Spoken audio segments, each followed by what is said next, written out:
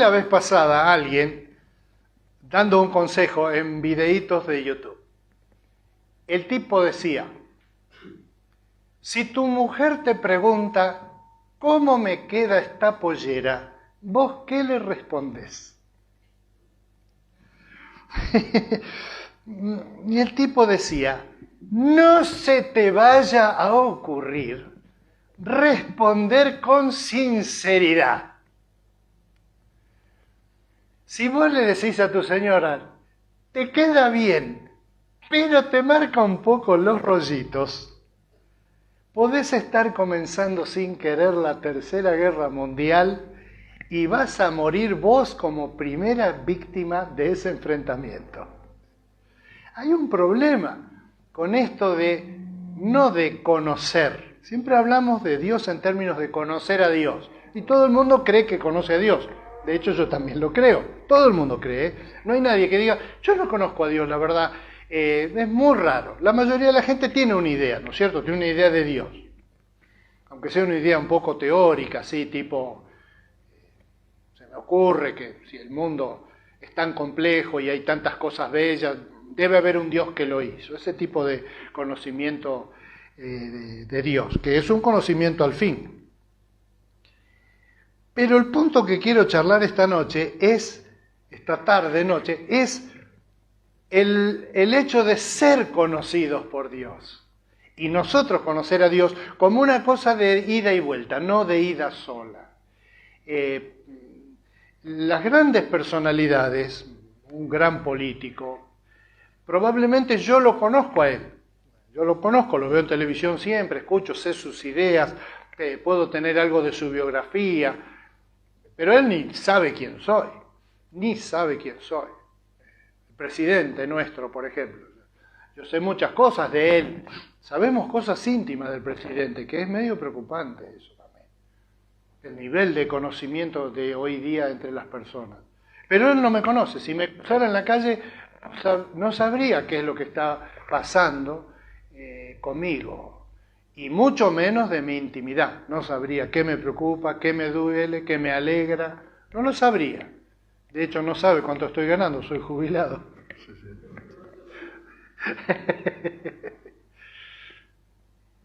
El Señor Jesús, en un texto que está en Juan, ¿querés buscarlo, Mónica, por favor?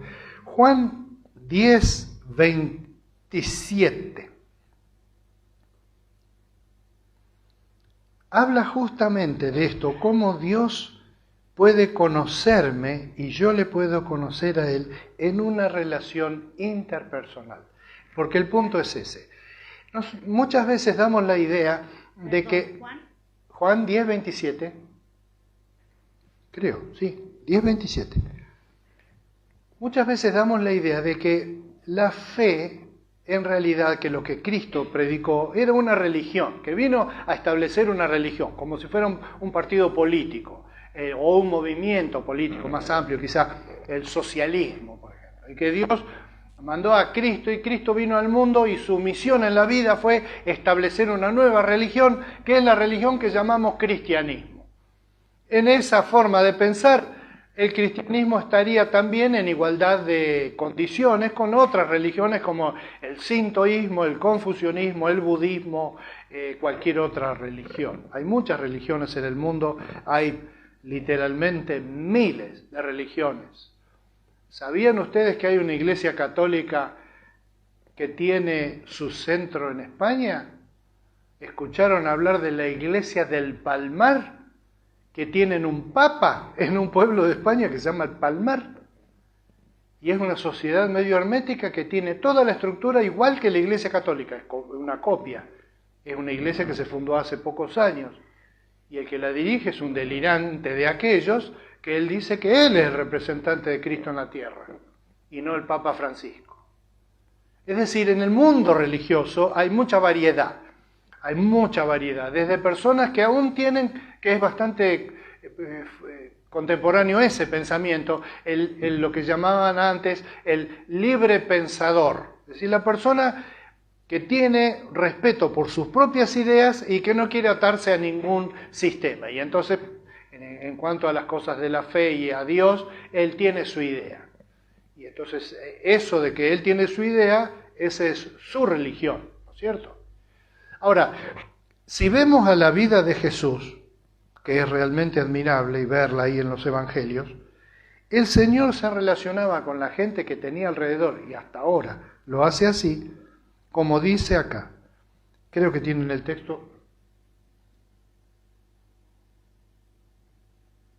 a la vista. Está el 27, está el 25, 27 y los dos que siguen, ¿verdad? Dice así.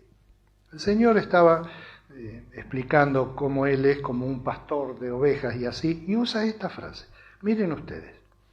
Mis ovejas oyen mi voz, yo las conozco y ellas me siguen. Si ustedes se fijan en este texto y en el que sigue, en este caso menciona tres cosas diferentes. En el versículo 28 dice, yo les doy vida eterna, nunca perecerán, ni nadie podrá arrebatármelas de la mano. Dice otras tres cosas.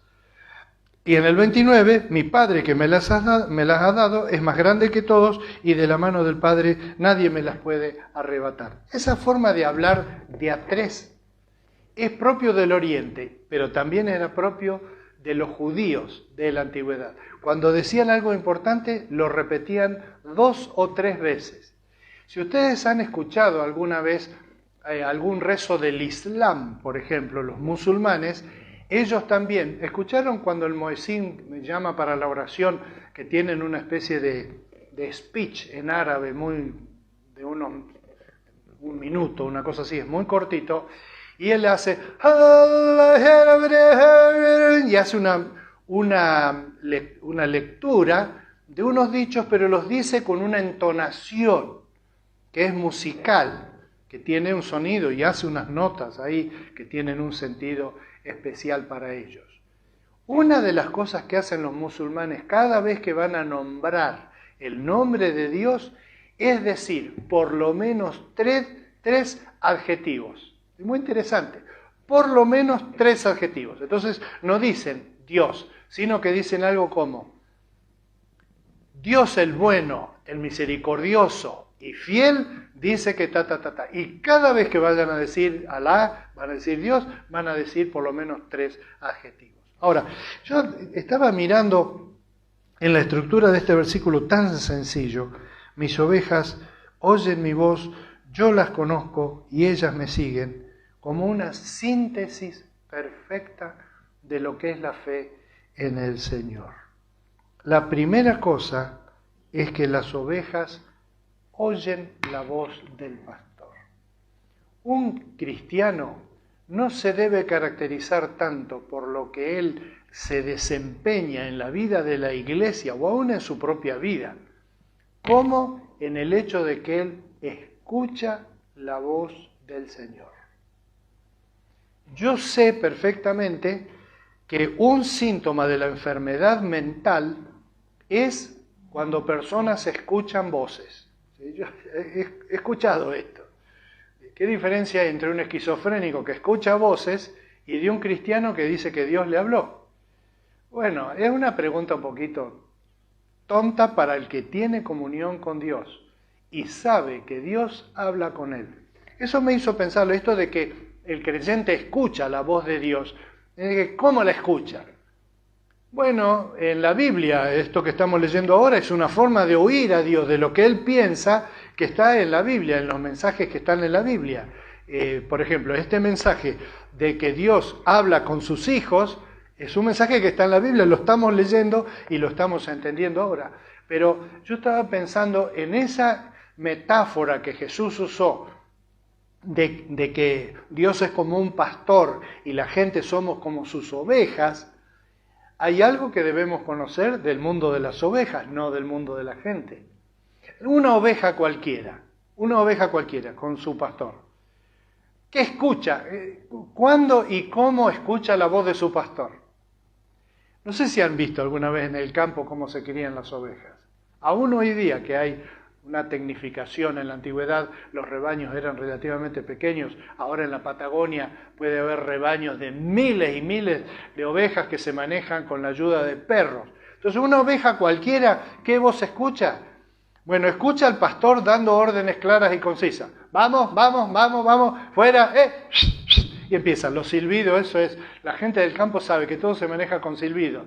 Y los piamonteses con Geu, famoso Geu, ese grito gutural de los piamonteses, te cruzás la calle con uno, ¿cómo andás? ¿Todo bien? Por lo menos, bueno, chao, gracias.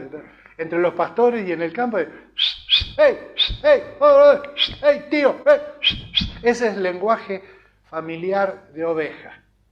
Más contemporáneamente los perros ovejeros, los famosos perros ovejeros, razas criadas que si no alguien no ha visto alguna vez, buscate en YouTube un video sobre perros ovejeros.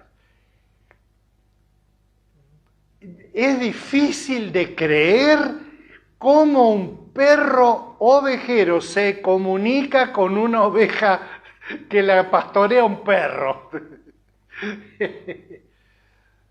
El perro a veces ni siquiera las ladra, hace un ladrido así cada tanto, pero hace cosas como, por ejemplo, para cruzar de un lado del rebaño a otro, a veces pasan caminando arriba de las ovejas, pasan corriendo, mientras las ovejas van corriendo, el perro salta arriba y va saltando por los lomos y cruza del otro lado cuando ve que el piño ese de ovejas se está desviando a un camino.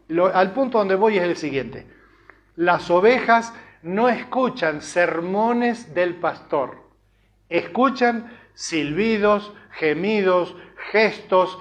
El perro, que en la antigüedad no había, pero ahora sí los hay, escucha muchas señales de la voz de Dios. Muchas veces nosotros no escuchamos lo que Dios nos está diciendo simplemente porque estamos esperando que el escuchar a Dios sería algo diferente a lo que está ocurriendo. Y el punto es, y lo quiero marcar como el primer punto esta noche, un punto muy importante, es no nos quedemos con el estereotipo de la visión beatífica o algo así.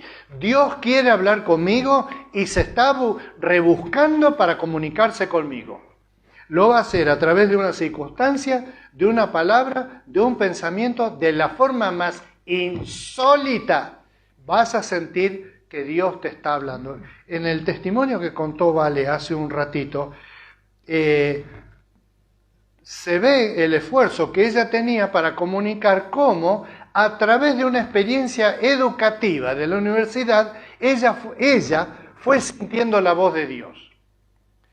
Probablemente otra persona hubiera pensado: qué casualidad que justo me encontré con una chica que nos pusimos de acuerdo y mira qué suerte tuvimos, salió todo bien y sacamos el resultado de allí. El Hijo de Dios se da cuenta de que ha habido ahí ¿cómo se dice? Una manipulación, que ahí hay algo que pasó, que de casualidad Dios permitió que pasara esto, que de casualidad justo conocimos a alguien que tal cosa, que de casualidad yo me sentí ese día mal y alguien me dijo una palabra justa, que de casualidad pongo en la televisión y justo ahí dicen lo que a mí me está pasando. Y es lo que dice mucha gente: justamente yo estaba pasando por una situación y en ese momento fui a la iglesia y el pastor parece que sabía lo que estaba diciendo de mí porque me estaba hablando a mi corazón. En La Paz, en Entre Ríos, me pasó, y los que están, si hay algunos de los que eran miembros de nuestra iglesia se van a acordar de este caso. Había un matrimonio que empezó a venir a la iglesia y él era alcohólico. Es el hombre por el cual yo conocí algo que no sabía del alcoholismo, y es que él se tomaba una damajuana diaria. Podía tomar como 2 litros de vino en una sola comida. De hecho, es lo que hacía. Vos probás de tomar agua, 2 litros de agua seguido y reventás. Y encima vino. Bueno, él tomaba así. Entonces, en una crisis matrimonial muy grande, hablamos con ellos y ellos empezaron a venir a la iglesia y empezaron a querer organizar un poco su vida y su matrimonio. Yo estaba predicando, era un predicador joven, en aquel entonces usaba bigote así, el pelito largo, como se usaba en esa época. Y empecé a predicar de los efectos del pecado. Y dije, pero sin pensar en él, estaban sentados él y la esposa ahí. Solo que yo veía que cada tanto yo decía algo y él hacía así, la miraba a la esposa que la tenía al lado, no la quería ni tocar, pero la tenía al lado. La miraba así, le clavaba la mirada con un odio. Y después la mujer me dijo,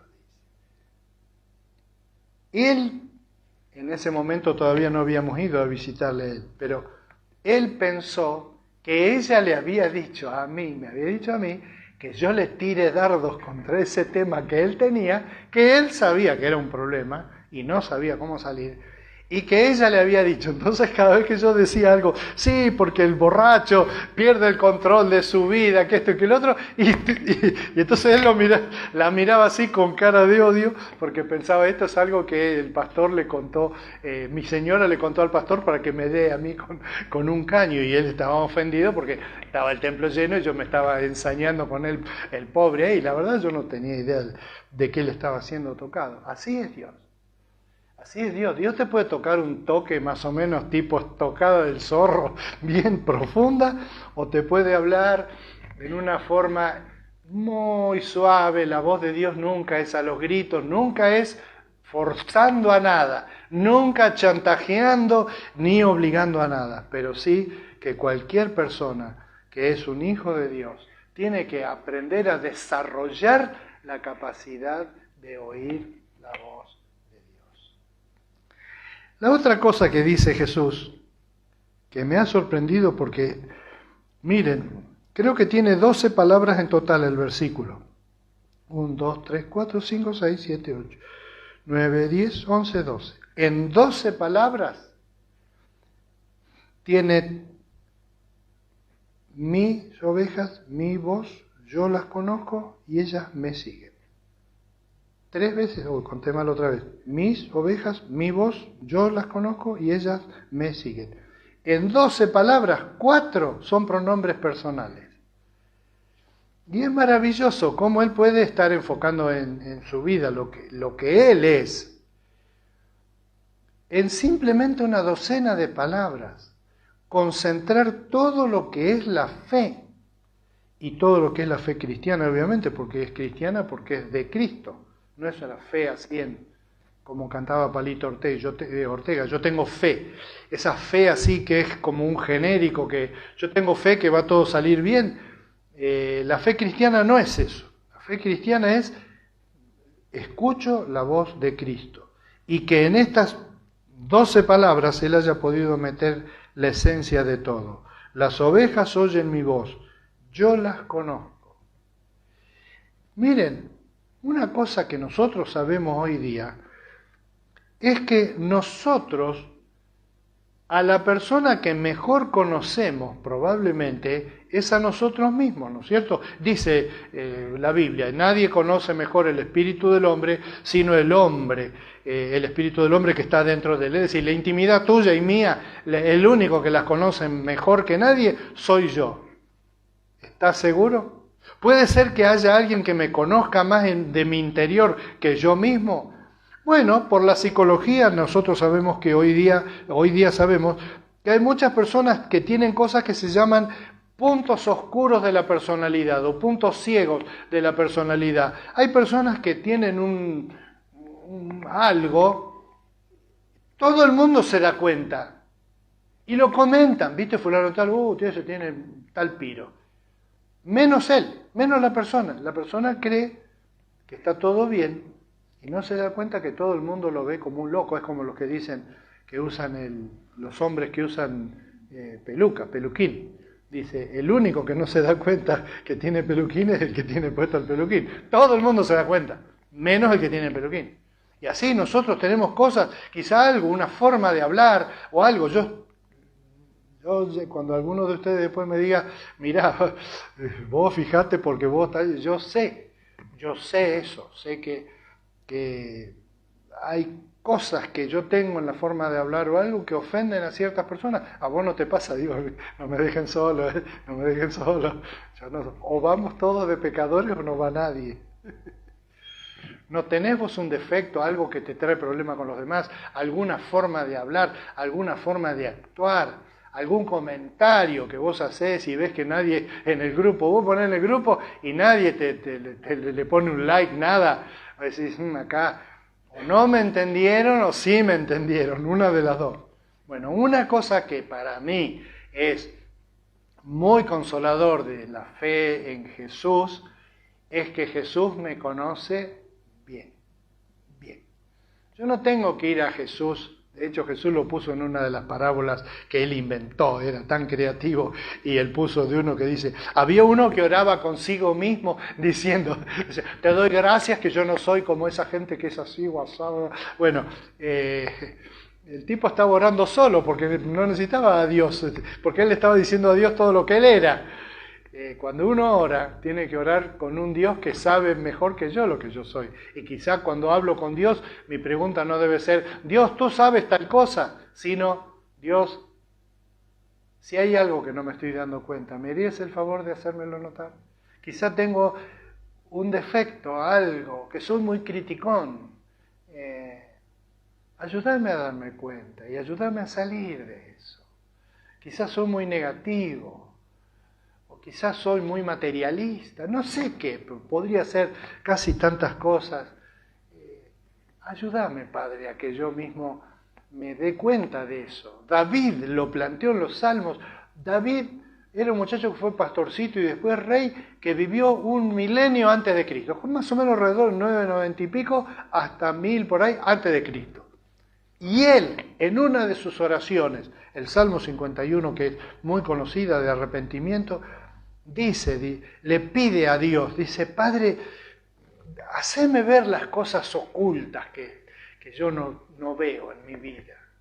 Y eso es una meta espiritual también, la de poder hacer un autoexamen para descubrir qué cosas pueden ser que no me estén haciendo ser aprobado delante de Dios.